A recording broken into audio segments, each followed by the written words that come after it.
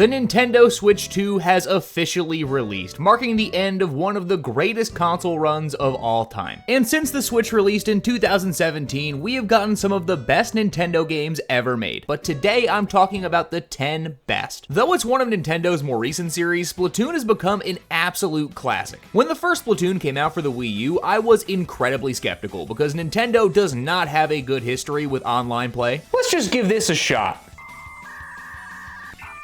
Oh god, it's gonna explode! I've been attempting to play Nintendo games online ever since the Wii, and every time I do, I feel like I'm better off plugging my console into a potato. But outside of 1 or 2 times, I don't think I've ever had an issue with Splatoon's online play. The gameplay is as simple as it is fun. Your goal is to cover everything you can possibly see in your team's color of ink. Throughout my life, I have played a bunch of shooters, but what keeps me coming back to Splatoon is that it is so much more than just a third-person shooter. The goal isn't to just rack up as many kills as possible, it's to cover everything you can possibly see in ink. So even if you have a teammate who couldn't shoot the right direction if his life depended on it, you're not immediately written off for a loss. As long as you're getting paint on the ground, you are progressing towards a win. And having your team's ink on the ground allows you and your team to navigate the stage in such a satisfying way. Zipping around as a squid to sneak up on the other team is incredibly satisfying, and I have yet to get bored with the awesome variety and new weapons and stages that was added to this game. But if you go all the way back to when Splatoon 3 was announced, my only thought was, I feel like I own this already.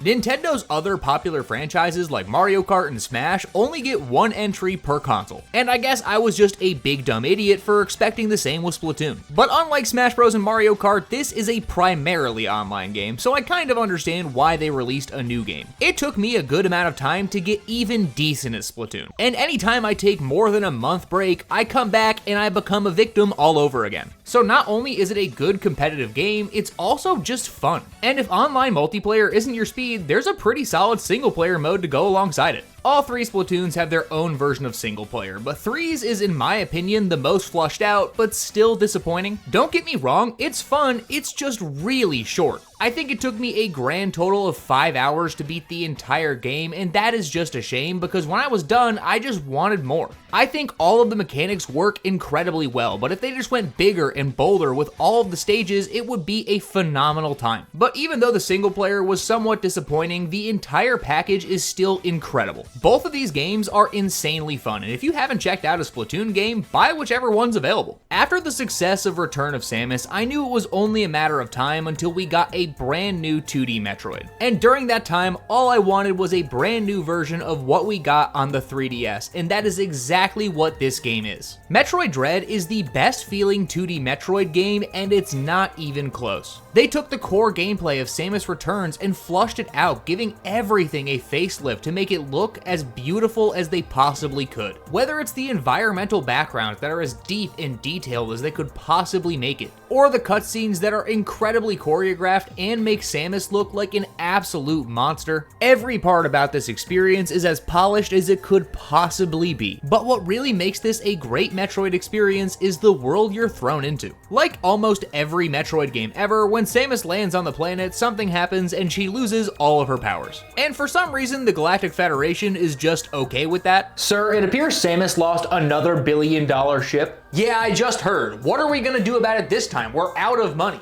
Oh, it's alright. I'll just raise everybody's taxes again. As soon as she starts exploring the world, she immediately gets in a fight with one of these devious-looking Chozo, and once you're done getting assaulted, you get to explore one of the eeriest worlds in Metroid history. The map is broken up into different areas that you explore throughout the game, and these worlds hit the Metroid feeling perfectly. But what made this stand out from any other Metroid game were the Emmy sections, which are as horrifying as they look. The Emmys were a group of robots that were sent to clear this planet before Samus got there. But prior to her arrival, they all mysteriously went offline. In each section, there are different areas that are controlled by an Emmy. And for most of the game, the only thing you can do when you see one is run for your life. Because if you are unlucky enough to get caught, they will immediately teach you how it feels to chew 5 gum. And this level of pure terror is exactly what I wanted from the modern Metroid games. And getting a brand new 2D Metroid that looks and feels as good as this was the perfect addition to the Switch's already stacked library. A common trend throughout the life of the Switch was revival. So many Nintendo series and characters who hadn't had a game in a very long time got brought back from the brink of extinction. And luckily, one of those series was Pikmin. And I'm so glad it did because this is one of my favorite series of all time. The core gameplay of the Pikmin series is one of the most satisfying I have ever felt. There is always something for you to be doing, whether it's collect resources, save people, or build your home base. And the fun comes from finding the best way to spend your time so you can get things done as quickly as possible. But Pikmin 4 wasn't just another Pikmin game. It introduced a lot of changes that enhanced the core formula and made it feel distinct from any of the other entries. In Pikmin 3, you controlled 3 separate captains, which made it far easier for you to micromanage and do as many tasks as you possibly could in one given day. But in Pikmin 4, that is not possible because you play as one character. But luckily, you're not alone because you have Ochi, this dog thing that joins you on your journey. I don't know what this actually is, but I need someone to create one for me. At first, I was pretty skeptical about them removing the other captains because I loved being able to micromanage all of the different tasks I had going at once. But Ochi somewhat fills that void and looks great doing it.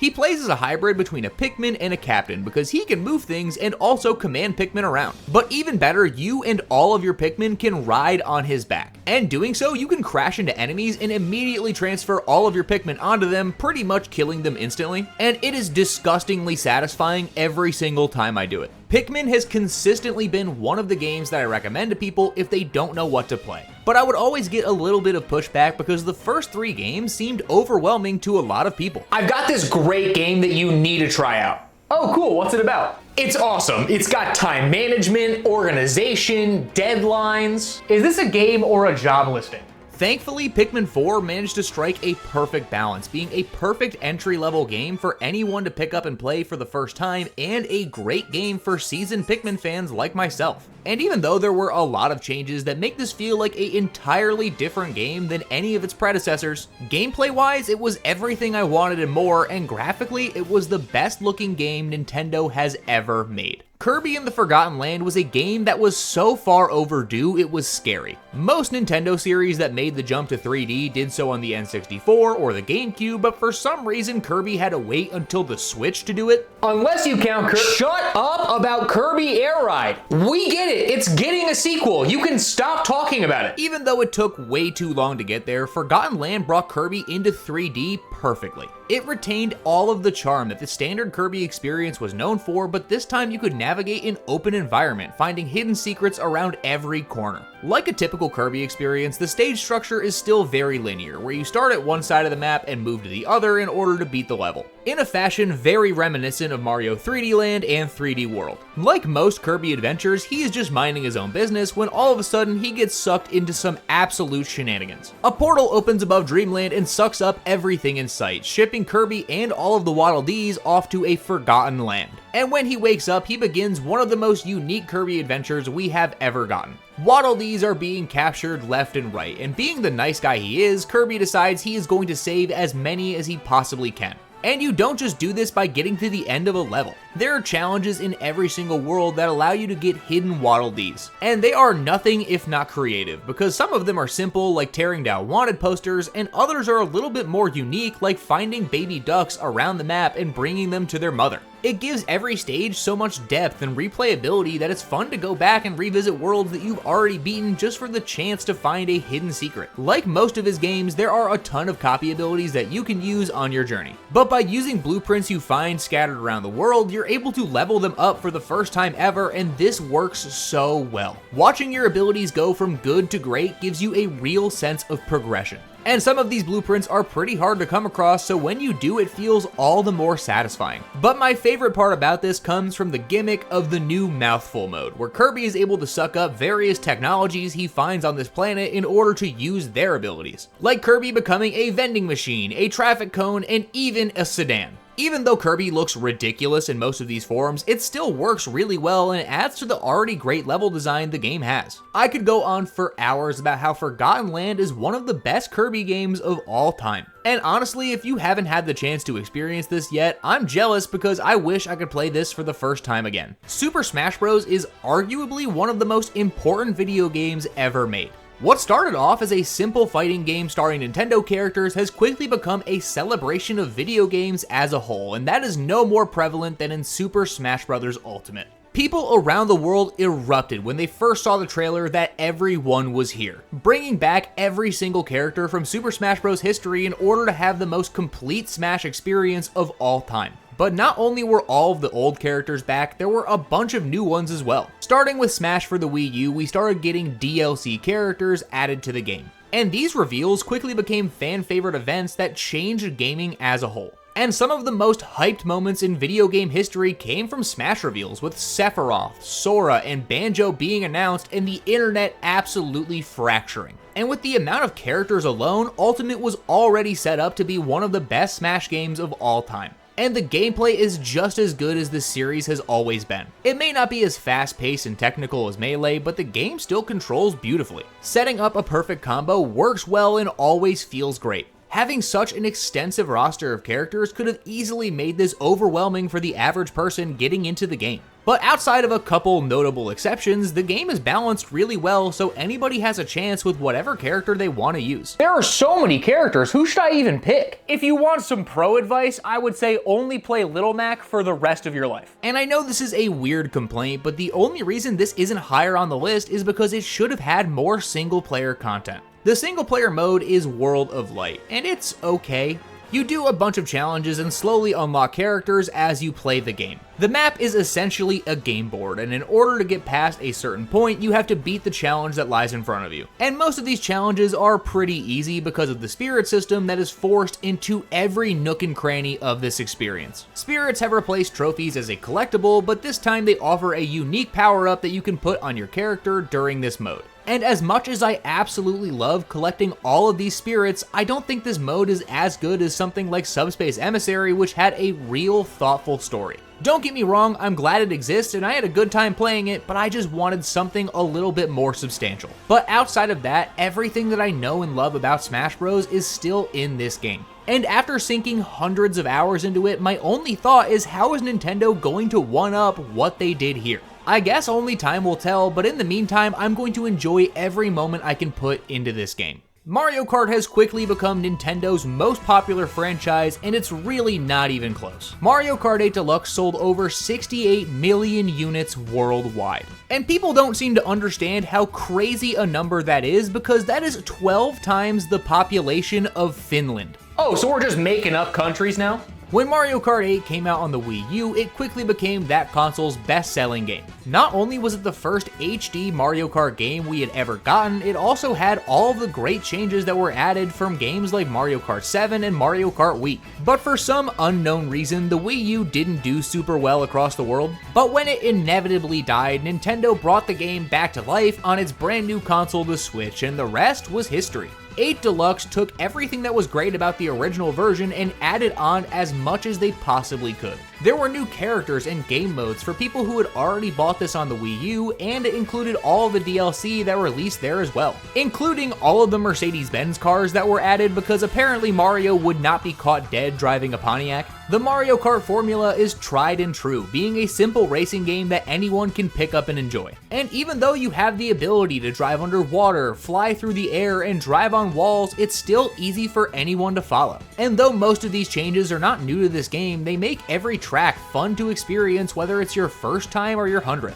On its own, this game already had enough content to keep me coming back for years on end. And seemingly out of nowhere, they decided to release the Mario Kart 8 Deluxe Booster Pass, which doubled the amount of tracks and added even more characters to the game, making this the biggest Mario Kart experience we have ever had by far. Granted, a lot of the tracks they added were from Mario Kart Tour, so for $25, you were given the option to double the amount of content in the game. And even better, if you're someone like me who already had the Nintendo Switch Online expansion bundle, then you are given this for free. And I think that is one of the best things that Nintendo has done that people don't talk about. And even though Mario Kart World launched for the Switch 2 and this game is in its golden years, I'm still gonna pick up and play Mario Kart 8 Deluxe pretty often because it is one of the most influential games of all time. Over the last 2 months, I have been absolutely hooked on Fire Emblem. I had heard for years and years about how good these games truly were, and I had owned a couple of them, but I had just never gotten around to playing them. When you got a backlog like this, it's hard to play any games. I ended up buying Fire Emblem Three Houses a few years ago on Black Friday for an absolute steal, and then I just never touched it. But after my first playthrough of Fire Emblem Three Houses, I knew that this was something special. For a lot of people, a top-down strategy game like this is just not appealing. The biggest thing that held me back from getting into this for so long is that it looked extremely complicated, and it took me a complete playthrough to really get all of the intricate mechanics that are available in the game.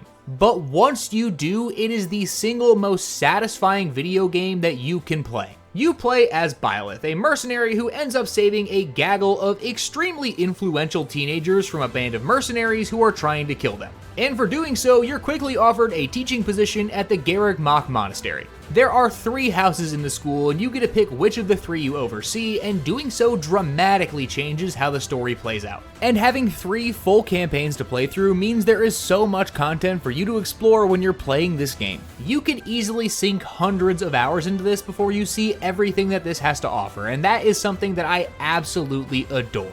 The experience is broken up into 2 distinct sections, a social simulator that has you experiencing life at the Garreg Mach Monastery, which has you building relationships with the students and faculty by doing quests and making sure that everybody is achieving the goals they want to achieve, and the other half being a tactical RPG where you are routing the enemy and defeating anyone on your path in order to save the day. Even though most playthroughs function the exact same way, you are going through a different experience depending on what house you side with. My first playthrough, I sided with the Black Eagle house because reasons. But after having played through all of the different campaigns, I don't think there is a quote-unquote best. They all offer a different experience and build upon each other so you get the full picture of what life is like in Fodland and the world beyond. Ever since I picked up Three Houses for the first time, I have put a disgusting amount of hours into this game, and I regret absolutely nothing. And since I'm now going through and playing all of the other Fire Emblem games that I have missed, I am enjoying myself more than I thought I would. And I think this was the perfect game to introduce me to the series because it is a masterpiece. I am so happy that of recent, Xenoblade has been getting more and more attention.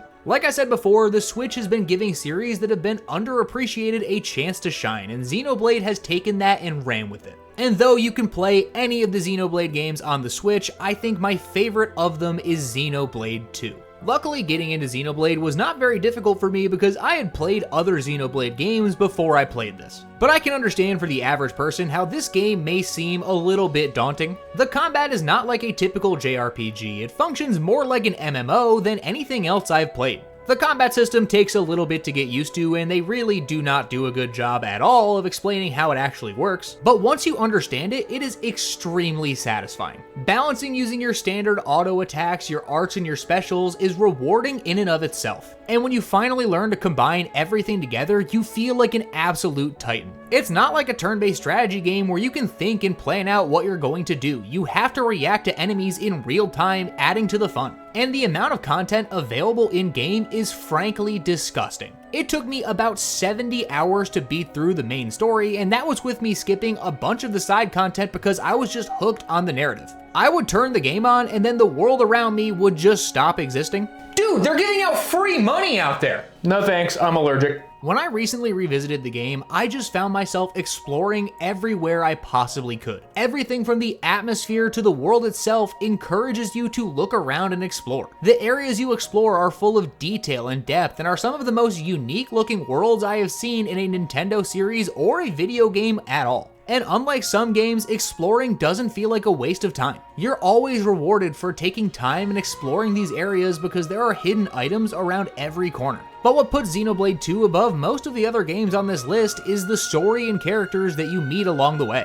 I would recommend playing the Xenoblade games in order because the story flows much better that way, and there are moments that you won't truly appreciate unless you've played all of the games. But Xenoblade 2 is the one that hooked me the most because I fell in love with the characters that I met on my journey. They take time and truly flesh out all of these characters' personalities and quirks and makes every single person that you meet on your journey feel like they are impacting it in some way. And I can't think of a single section in this game where I was just going through the motion. From start to finish, the pacing was impeccable and I was invested in the story the entire time. And though there are some moments where the voice acting is kind of rough, I still think that this and Xenoblade as a whole is one of the best franchises that Nintendo has. And if you have yet to experience it, there has never been a better time to start. Mario Odyssey is one of those games that comes around once every great while that fundamentally changes how I look at video games. All of the 3D Mario games are at baseline incredible. I have dumped a disgusting amount of hours into most of these titles and I never have a bad time doing so. Mario Odyssey follows the tried and true Mario formula of Bowser kidnapping Princess Peach and Mario having to get her back. But this time you start in the thick of it with Mario and Bowser fighting on an airship. And oddly enough, Mario loses and gets his hat destroyed in the process. But thanks to your new friend Cappy, Mario gets to go on a brand new journey with some of the most unique gameplay experiences in the franchise's history. Odyssey introduced the now famous capture mechanic, where Mario can throw his hat at different creatures in order to take control of them. And though this is a simple idea, it ends up being incredibly deep because it gives you so much variety in every level. There are some sections where you have to use a specific capture in order to solve a puzzle, but for the most part, you can tackle this game however you choose to do so. Instead of collecting the typical stars and shines, you are now collecting power moons. And these are scattered in every nook and cranny you could possibly think of. You're dropped into a world in a very similar way that you are in Mario 64. Except this time, in order to get there, you fly a hat instead of jump into a painting. That is a sentence that somehow makes sense. In each world, there are various tasks that will get you moons, with the goal of collecting a certain amount of moons in order to progress to the next world. And though there are some moons that are just lazily placed throughout the world, there are a lot of others that are very hard to find, which strikes a perfect balance that encourages you to explore and try and find hidden secrets, but giving you just enough to keep you on the right path so you don't feel like you're getting stuck at any point. And with there being so many moons to collect, you are never going to have a bad time because there is always something to do. There's a reason that Mario Odyssey is looked at as one of the best Mario games ever made. And it doesn't matter how many times I've played it because I am going to keep going back time and time again. And of course, I'm going to have a few honorable mentions. Luigi's Mansion 3 was a game I expected to like, but just not this much. I have always been a fan of Luigi's Mansion, regardless if the series has given me nightmares or not, but exploring this haunted hotel was something I genuinely enjoyed. All of the floors had their own unique feeling, and I didn't have a bad time going through a single one of them. And visually, this is up there with games like Pikmin 4 for being one of the best looking Nintendo games ever made. And because I love Luigi so much, Mario and Luigi Brothership is another game I think doesn't get as much love as it should. The Mario and Luigi series has consistently been one of my favorites. The incredible blend of humor and great world design makes this a must-play for any RPG fan or Mario fan. And though they should have cut out 10 to 15 hours of fluff from this game,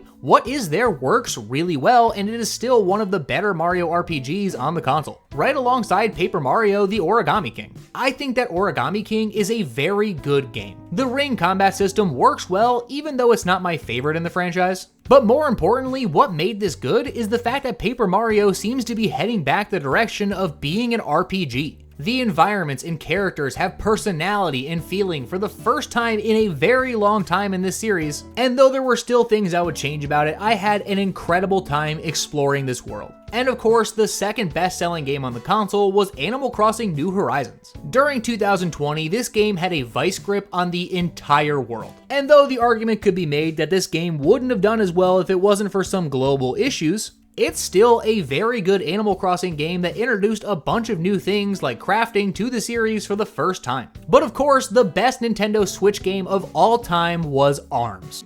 Huh? ARMS was really bad. The best game was Breath of the Wild. I understand that this is a basic answer because this is one of the most iconic video games ever made. And though I understand the argument for this not being a good traditional Zelda game, I still think it's an incredible game on its own. The opening scene where Link looks over the world of Hyrule that has fallen to Calamity Ganon still sends chills down my spine. And experiencing Breath of the Wild for the first time is something that I wish I could do all over again. As someone who likes to try and mess around with game mechanics to see what works, this was an absolute delight. All of the Sheikah Slate mechanics work in a way where you can pair them together to do some insane combos. There is no right or wrong way to handle a situation. If you're approached by a group of enemies, you have to figure out how to defeat them given what you have on hand. Sometimes you'll be prepared and you'll have weapons and shields that allow you to take on these enemies with ease. And other times you'll have a stick and a leaf and you'll have to figure it out from there. But it's precisely that on-the-go puzzle solving that makes the experience worthwhile. Weapons in this game have durability, and though that's not my favorite thing in a lot of games, I actually think it works really well given the situation. There is no linearity to this game at all, so you can go directly to the final boss fight if you so choose to do so.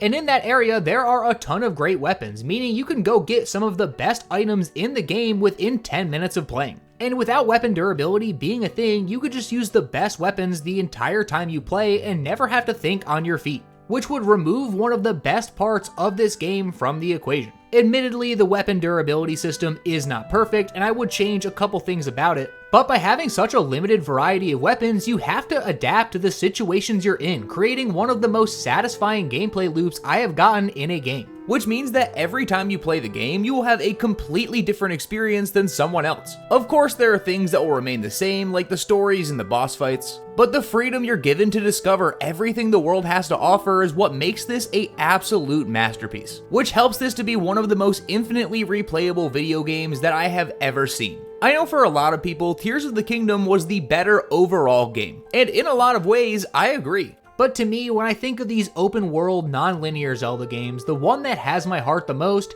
is Breath of the Wild. And though you can't go wrong with either, if I had to recommend one to everyone, it would be this. Am I seeing this right? This is a full list that doesn't include a single Pokemon game. I play other things from time to time.